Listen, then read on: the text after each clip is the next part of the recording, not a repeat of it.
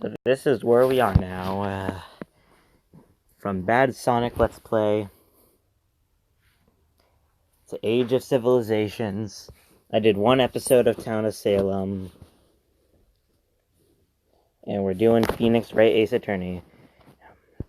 In this game, the furthest I made it is the beginning of chapter 3. The Turnabout Sammer.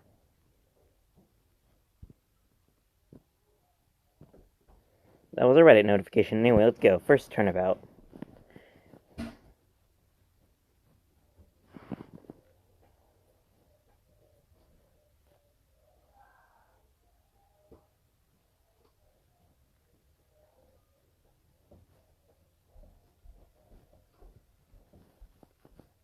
Why me? I can't get caught. Not like this. I gotta find someone to pin this on. Someone like him. I'll make it look like he did it.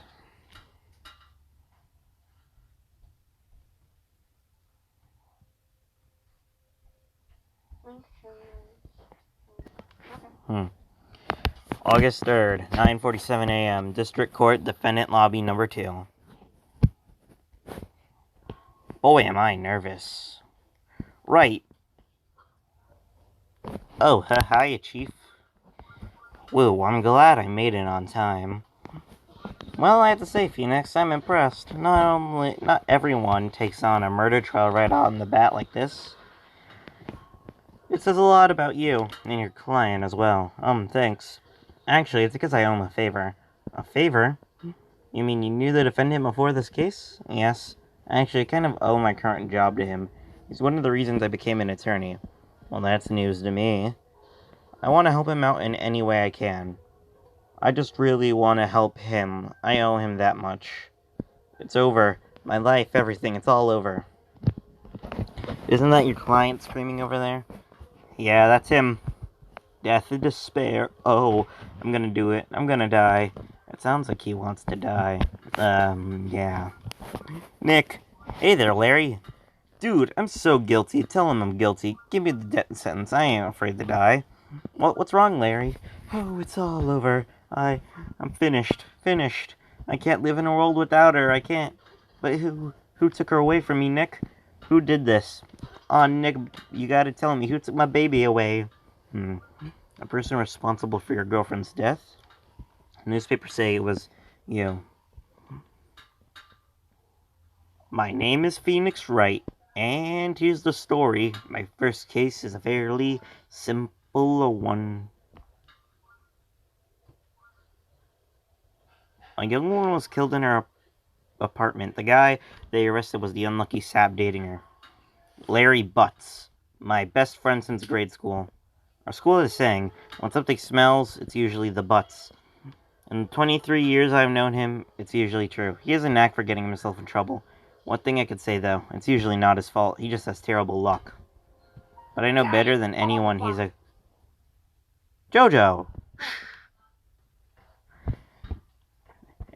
And that... Talking to? No one. I'm making the video.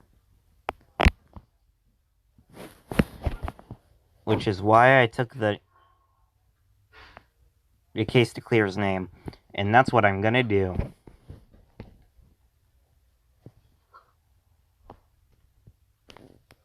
I hope it's not getting in here. The court is now in session for the trial of Mr. Larry Butts. The prosecution is ready, Your Honor. The, defense is ready, Your Honor. Ahem, Mr. Wright. This is your first trial, is it not? Yes, Your Honor. I'm a little nervous. Your conduct during this trial will decide the fate of your client. The murder is a serious charge. For the client's sake, I hope you can control your nerves. Thank you, Your Honor. Mr. Wright, given the circumstances, I think we should test your readiness. Yes, Your Honor. Gulp, hands shaking, eyesight fading. The test will consist of a few questions. Answer them clearly and concisely. Please state the name of the defendant in this case. The defendant, Well, that's Larry Butts, Your Honor. Correct. Just keep your wits about it and you'll do fine. Next question. This is a murder trial. Tell me, what's the victim's name? Woo, I know this one. Glad I read the case reports over so many times. Wait, uh-oh. No, wait, I forgot. I'm drawing a blank. Pheonix, are you absolutely sure you're up to this? You don't even know the victim's name? Oh, the victim. Of course I know the victim's name. I just forgot, temporarily. I think I feel a migraine coming on. Look, the defendant's name is listed in the court record. Just touch the court record button to check it any time, okay? You remember to check it often. Do it for me, please. I'm begging you. Let's hear your answer. Who is the victim in this case? Cindy Stone. The victim's name is Cindy Stone. Correct. Now tell me, what was the cause of death? She died because she was hit with a blunt object. She was struck by an object, a blunt one. Correct. You've just answered all my questions. I see no problem why we shouldn't succeed. You seem much more relaxed, Mr. Wright. Good for you. Thank you, Your Honor. Because I don't feel relaxed, that's for sure. Well, then, first, a question for the prosecution. Mr. Payne? Yes, Your Honor. As Wright just told us, the victim was struck with a blunt object. Would you explain to the court what that object was? The murder weapon was this statue, the Thinker. It was found lying on the floor next to the victim. I see the court accepts it into evidence. It's actually a clock. Right. Be sure to pay attention during the trial. The evidence is the only ammunition you have in court. Touch the court record button to use the evidence. Check it frequently. Mr. Payne, the prosecution may call its first witness. The prosecution calls the defendant, Mr. Butts, to stand. Chief, what do I do now? Pay attention. You don't want to miss any information that might help your client's case. You'll get a chance to respond to the prosecution later, so be ready.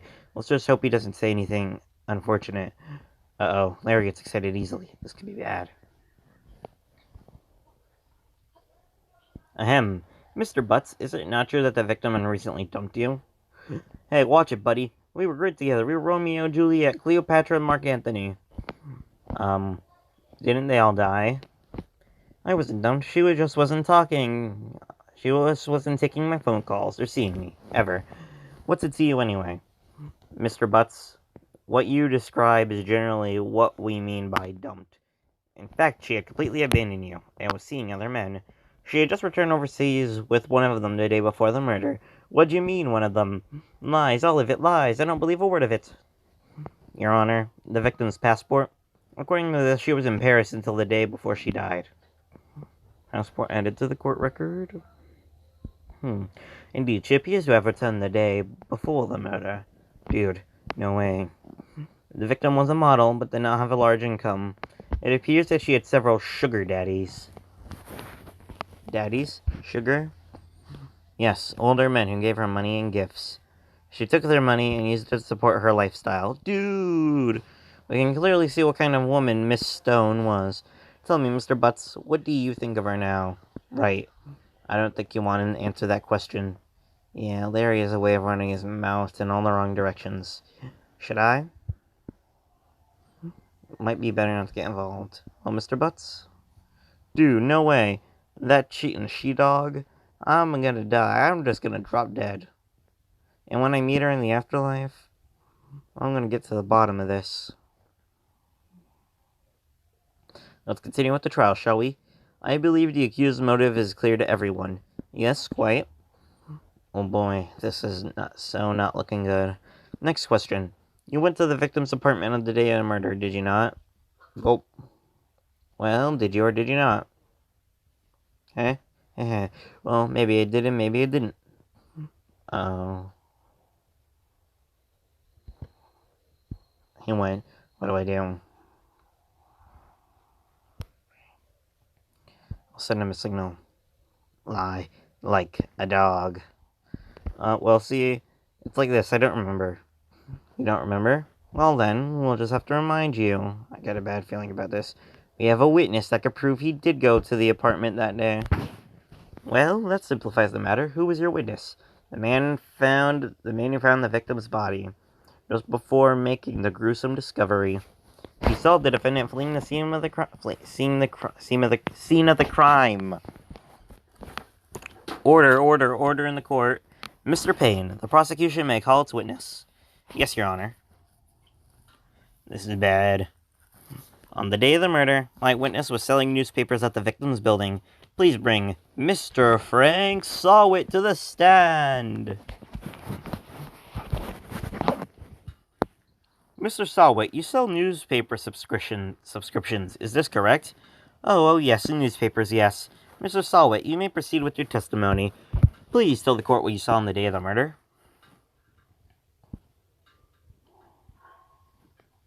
I was going door to door selling subscriptions when I saw a man fleeing an apartment. I thought he must be in a hurry because he left the door half open behind him. Thinking it was strange, I looked inside of the apartment. Then I saw her lying there, a woman, not moving, dead. I quailed in fright and found myself unable to go inside. I thought to call the police immediately. However, the phone in our apartment wasn't working. I went to a nearby park and found a public phone. I remember the time exactly. It was 1 p.m. The man who ran was without a doubt the defendant sitting right over there. Larry, why didn't you tell the truth? I can't defend you against a testimony like that. Incidentally, why wasn't the victim's phone working? Your Honor, at the time of the murder, there was a blackout in the building. Aren't phones supposed to work during a blackout? Yes, Your Honor. However, some cordless phones do not function normally. The phone that Mr. Sawit used was one of those, Your Honor. I have record of the blackout for your pursuit. Now, Mr. Wright. Yes, sir. Yes, Your Honor. You may begin your cross-examination. Cross-examination, how do you... Okay. What exactly am I supposed to do? You expose the lies. Lies away. He was lying your client is innocent, right? And that witness must have lied in his testimony. Or is it your client really guilty? How do I prove he's not? You hold the key. It's in your evidence. Compare the witness's testimony to the evidence at hand. There's bound to be a contradiction in there. First, find contradictions between the court record and the witness testimony. Then, once you found the contradicting evidence, present it and rub it in the witness's face. Okay. Touch the court record button and point out the contradictions in the testimony.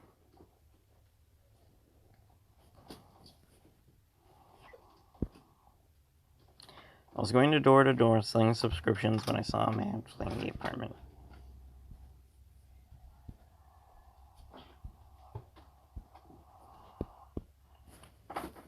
It is from noon to 6.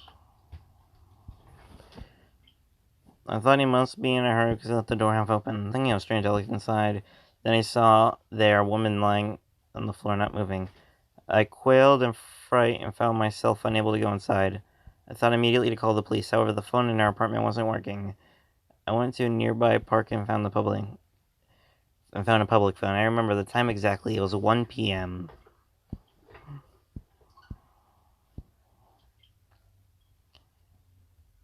1 p.m., are you certain? Yes, absolutely. He seems really confident.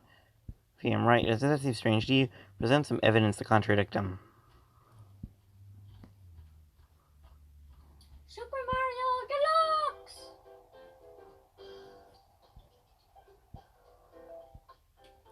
You found the body at 1 p.m.?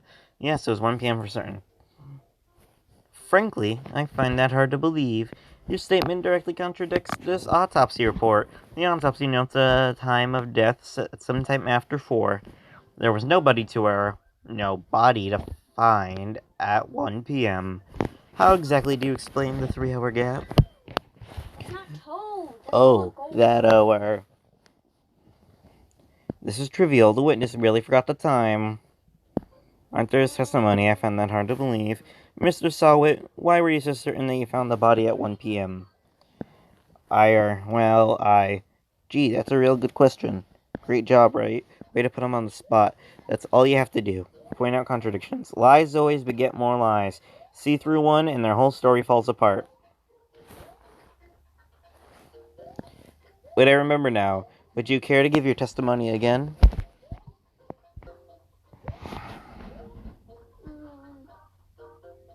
Wait.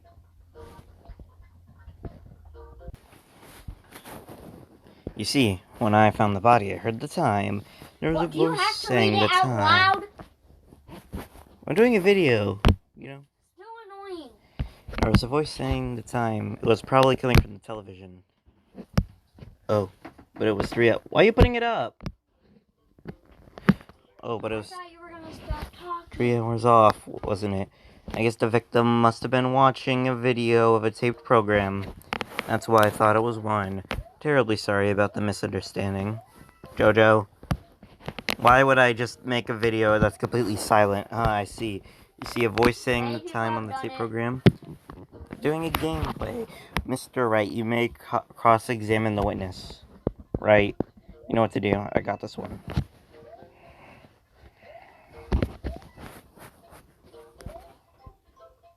You see, when I found the body, I heard the time. There was a voice saying the time. It was probably coming from the television. It was out from noon to 6. Present. Hold it right there. The prosecution said there was a blackout at the time of the discovery, and this record proves it. You couldn't have heard the time from a television. Aye, well, the defense has a point. Do you have an explanation for this, Mr. Sawit? No, I find it quite puzzling myself. Oh, wait. I remember now. Mr. Sawit, the court would prefer to hear an accurate testimony from the very beginning. These constant corrections are harming your credibility. That, and you seem rather distraught. My apologies, Your Honor. It must have been the shock of finding the body. Very well, Mr. Sawit. Let's hear your testimony. Some more, please.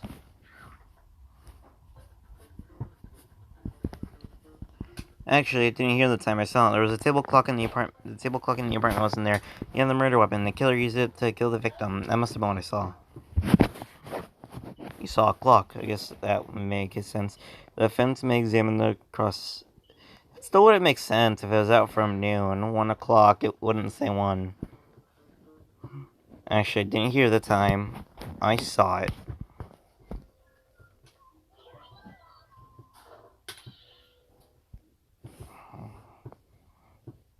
Your Honor, what do you think about the witness's statement? I'm not sure I follow. It clearly contradicts I thought. You don't sound very convinced, Mr. Wright. Objection overruled. I don't think that won me any points with the judge. Saw it. There was a table clock.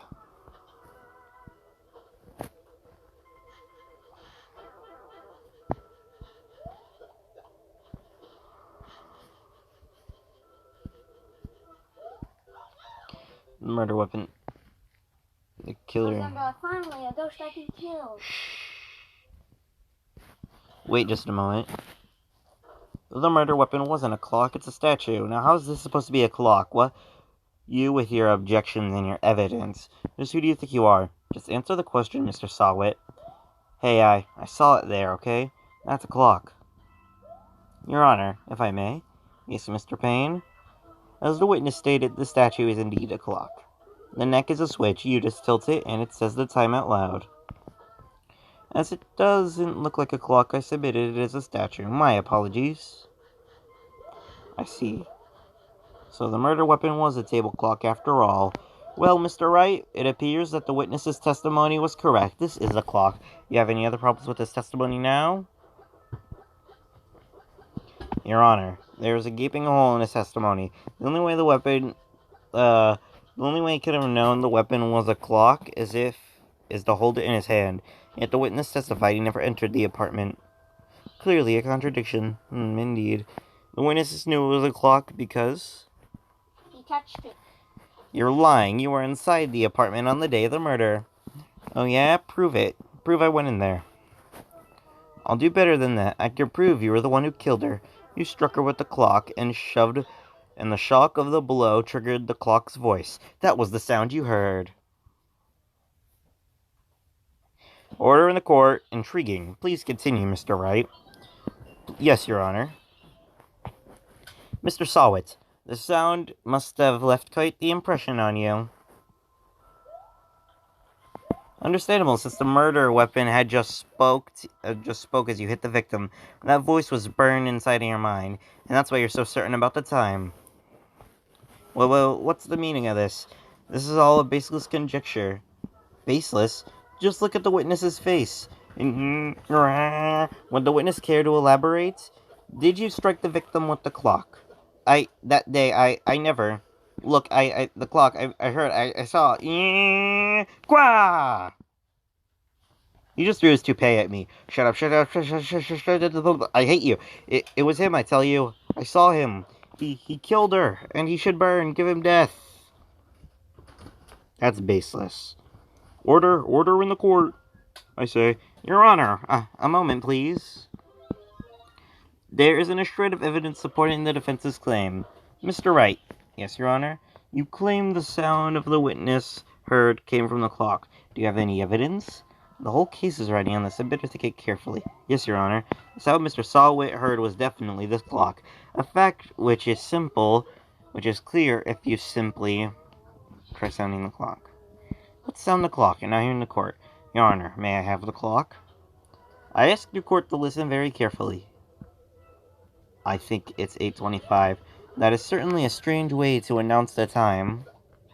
Well, he is the thinker, after all. So you've heard the clock. What are your conclusions? Mr. Payne, can you tell me what time it is now? It's 11:25. Yeah. As you can see, this clock is... Jojo, this clock is exactly 3 hours slow. Precisely the discrepancy between what Mr. Sawit heard and the actual time of death.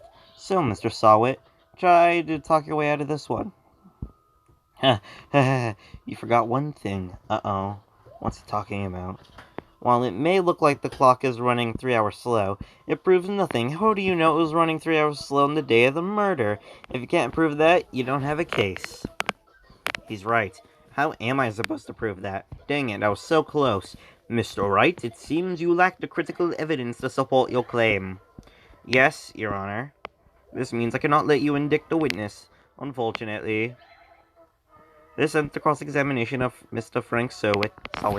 I come all the way down here to testify, and look what happens. They treat me like I'm a criminal.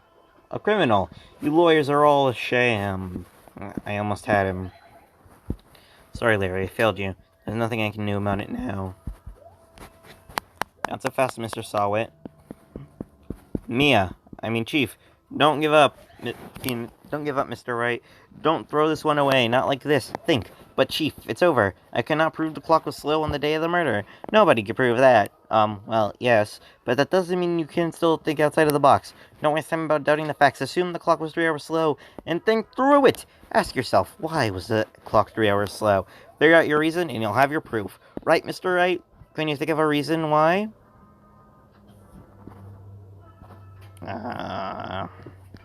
Okay. Because the bash of the clock made it slow down. No, she was in Paris! You're right. This game is in California, so she would have crossed through the time zones. Wait, maybe I can prove it. You must have evidence somewhere that can prove it, right? Find it out and let him have it. Well, Mr. Wright, you say the clock was already running slow on the day of the murder. Have you found evidence to support this claim? Of course, there is a piece of evidence in the court record that can prove my claim beyond a doubt. Haha. Tough words. Let's see you pull that off. Let's see the evidence that why the clock was running slow. The victim had just returned home abroad from the murder. As we all know, the time difference between here and Paris is 9 hours. When it's 4 p.m. there, it's 1 a.m. there. It's 1 a.m. the next day there. The clock was 3 hours slow. It was 9 hours fast. The victim hadn't reset her clock since returning home. That's why the time you heard when you struck her dead in her apartment was wrong. Proof enough for you, Mr. Sawit, or should I say, Mr. Did It. Yeah.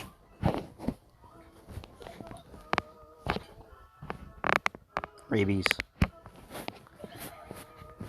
Order, I say. Well, this case has certainly turned out differently than we all expected. Mr. Payne, your client, he was arrested and has been taken away, Your Honor. Very well, Mr. Wright. Yes, Your Honor. I have to say, I'm impressed. I don't think I've ever seen someone complete a defense so quickly and find the true culprit at the same time. Thank you, Your Honor. At this point, this is only a formality, but the court finds the defendant, Mr. Larry Butts.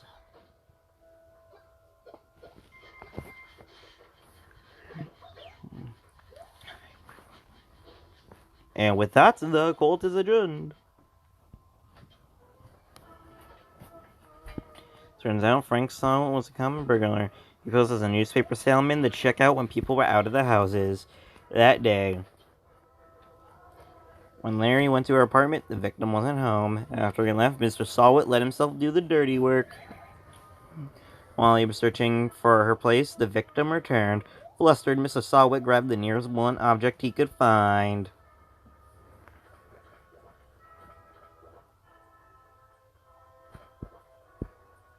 Whoa, I still can't believe we won. Right, good job in there. Congratulations. Thanks, Chief. I owe it all to you. Not at all, not at all. You fought your own battles in there.